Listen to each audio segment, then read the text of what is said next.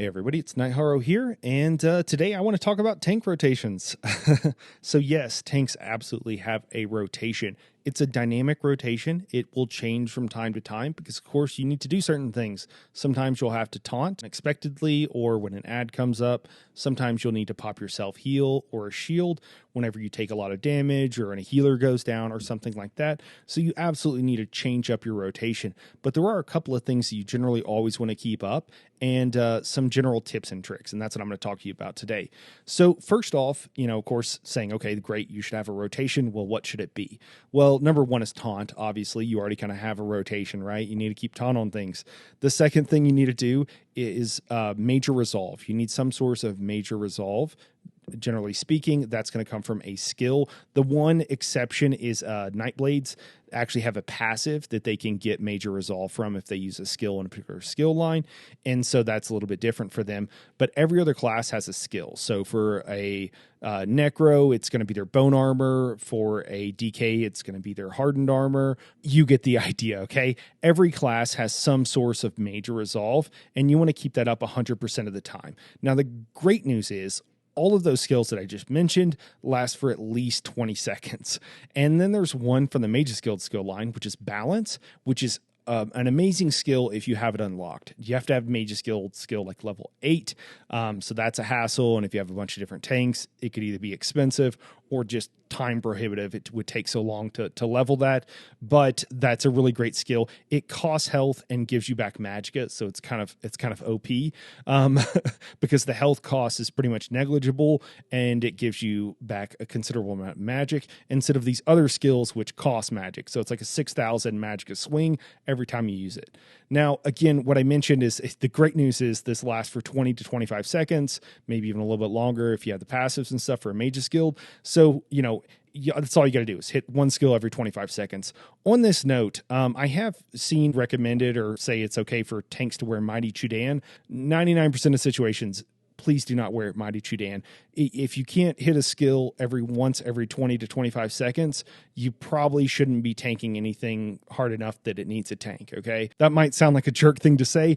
I just literally mean if you can't hit a skill every 20 seconds, you probably don't have the requisite skills to stay alive with everything else you're going to need to do. And that's why I'm saying it. I'm just saying that, if you go into that situation, you're going to hate your life. You're not going to be enjoying yourself. So first thing you want to work on is major resolve, making sure you have that up 100% of the time. I will note that Nightblades, what they have is a passive. And so if they use something in their shadow or shade skill line, that it gives them the same ability. Or you could use Balance if you wanted.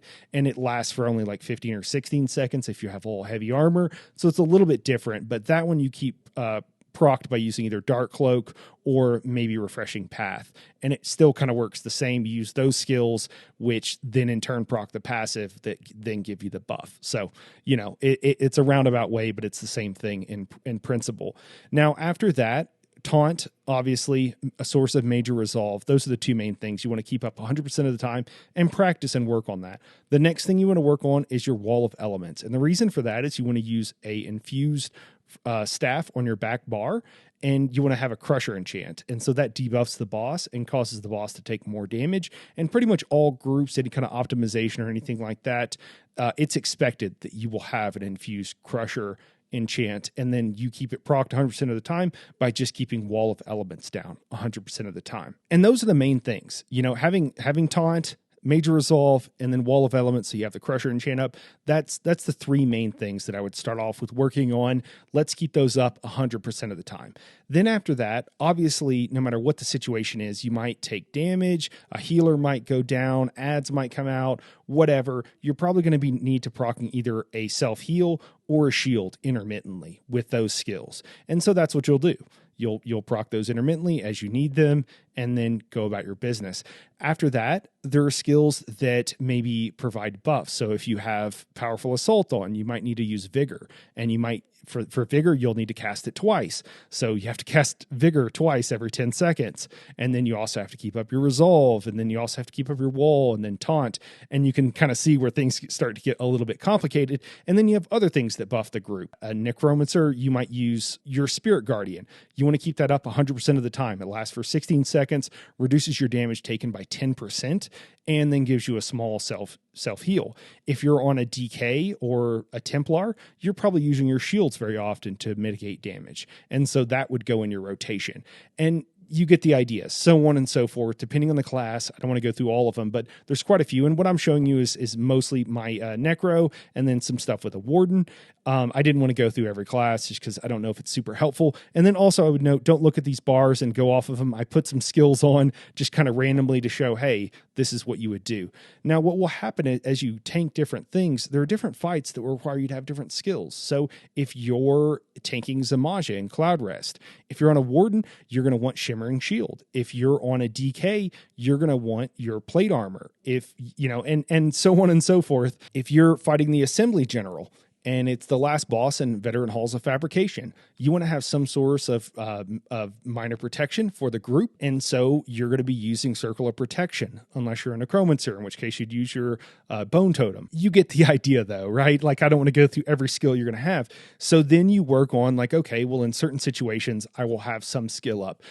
Having an altar down all the time, that's great. It provides a little bit of life drain, and then people can always use the synergy, and it lasts for 30 seconds, or 35, or whatever. It's a long time. And so what you want to do is get used to having some sort of rotation. And that's all I'm doing here in these things. I just went and found some world bosses. You could practice on world bosses. You can go to elsewhere, practice on the dragons. You could just, running dungeons and trials even. Just get used to, what? I always have a rotation before I even go into the fight.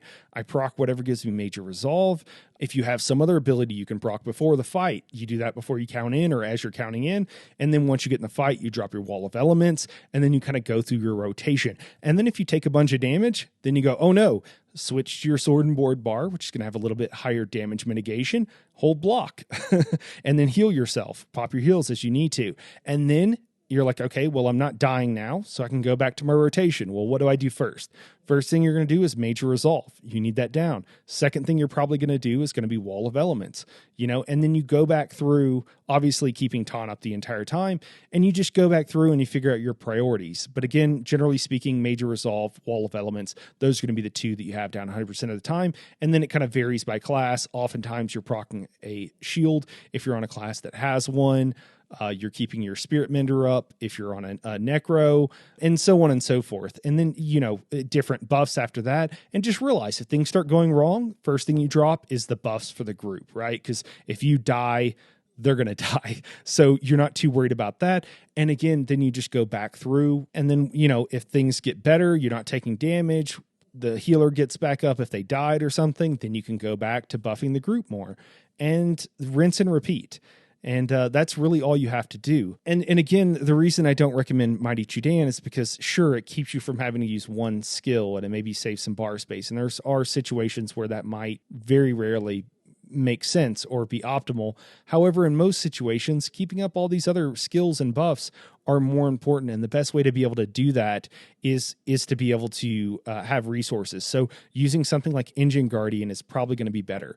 Another thing, Low Slash, right? Like that gives you ultimate. It gives you ultimate back. There's all these different skills. And so, figure out what you want on your bar. You probably already have a bar set up. If you don't, I have a couple for DKs and Necros. I need to get some more out for some of the other classes, but there's plenty of bar setups out there. If you have questions, obviously drop them in the comments. But figure out what works for you, and then just work on that rotation and keeping it down. And you can do it in very low risk environments, like I'm showing you here, fighting these world bosses where when I stopped and tried to let them kill me, it took them like 20-30 seconds just to kill me, and I was literally just standing there not doing anything. So the reason that you want to practice all this stuff is because what happens, let me give you an example. For DPS, when they first go into a trial and they first get into a boss fight, their DPS is pretty low on the first pull if they've never been there before. And then because they're looking around at mechanics, they're trying to make sure they're standing in the right place. They don't know what's going on. Then after the first pull, you're like, okay, I saw this. I saw what you meant by this thing you told me about. Okay. And they can focus a little bit more on doing DPS. And then 5 or 6 pulls in, all of a sudden everybody's DPS in the group has gone up like 5 or 10K. Okay. Because they know the fight now. And then it gets better and better over time. And their DPS in a trial becomes close to what they're used to on a dummy because they practice their rotation a lot. The exact same thing happens with tanks. except for instead of damage, it's survivability. The first time a tank goes into a fight, they don't know what the timing on the heavy attack looks like. They don't know what the heavy attack looks like. They don't know what other mechanics they need to worry about. What can they dodge? What can they block?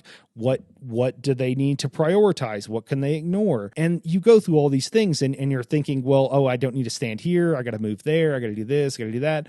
And at first, your survivability and all of your group buffs go way down. So when you're first new to a fight, major resolve, wall of elements, taunt, keep those 3 things up, right? And then, okay, I'm getting a little bit more comfortable. Maybe I can add in some of these other skills. And then maybe go, you know what? I'm dying.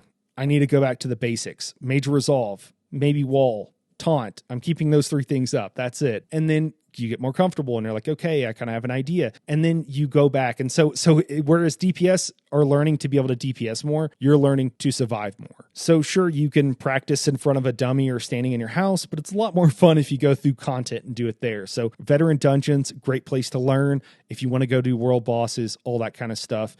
And again, your survivability will go up greatly if you learn how to do a rotation. And that's really the reason that you really want to learn, because no one likes dying and wiping the group. So work on your rotation, learn how to do it, learn what to do when you need a panic, dodge roll when you take a bunch of damage, and then bar swap and hit that self heal, get that thing down, and that'll help you a lot. So anyways, I just wanted to do a quick video and talk about this because it's come up a lot. I've seen Mighty Chew Dan out there a lot, and on some people that it's fine, but I think that probably they don't need it. Probably you could just go with a source of major resolve and be okay, and put on something like Ancient Guardian to help you with your sustain. But you got to practice that rotation and you got to get it down. And for the longest time, I did not use Mage's Guild. I did not use balance. And so many people they're experiencing in game are like, this is terrible, just get balance, whatever. Well, it's a lot of money and I don't want to pay for it. And then it's a lot of time if you don't want to pay for it. And I don't want to pay for it on principle, and so it's like, well, when am I going to get this skill? Well, learning to use beckoning armor as a necro helped me a lot to learn how to manage resources. And now when I use balance, I'm like, yeah, I feel like I have infinite resources. I'm unkillable. Obviously, that's not the case, but in a lot of situations it is.